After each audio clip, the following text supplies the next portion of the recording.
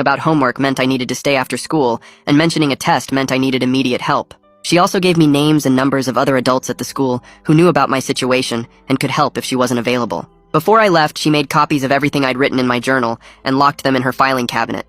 I took Zach's photo and my original journal pages to the school the next morning and hid them in my locker behind my gym clothes. Making copies of the most important entries took forever during study hall, but I needed evidence Mom couldn't destroy if she found my hiding spots at home. Miss Reynolds kept one complete set in her locked cabinet, and I hid another set in an old textbook in my locker that nobody would think to check. Wednesday of the second week, Ms. Kraus came back to the school and interviewed me alone in the conference room this time. Without Mom watching, I could finally tell her everything about the threats and manipulation and the empty bedroom and the baseball trophy. She typed notes on her laptop while asking really specific questions about dates and exactly what Mom said and when she said it. She wanted to know about patterns and asked if Mom's stories ever changed or contradicted each other. I told her about the timeline problems with Zach's age and how Mom kept adding new details that didn't match up. Mrs. Kraus nodded like she was putting puzzle pieces together and said having specific examples really helped her understand what was happening. That evening, I was doing homework when my phone rang with a number I didn't recognize. It was Tom calling from Zach's phone to explain how the foster care system actually worked, since Mom's stories were all lies.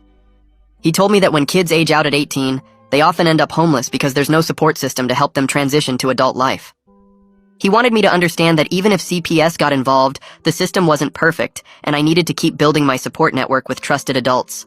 He also said Zach wanted me to know he was proud of me for speaking up, even though it was scary. 2 days later, Mom got an official letter from CPS about the investigation, and her reaction was like watching an actress at the Oscars.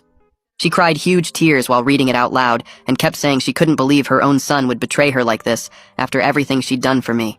Then in the next breath, she contradicted herself by saying she knew this would happen because I was turning out just like Zach after all.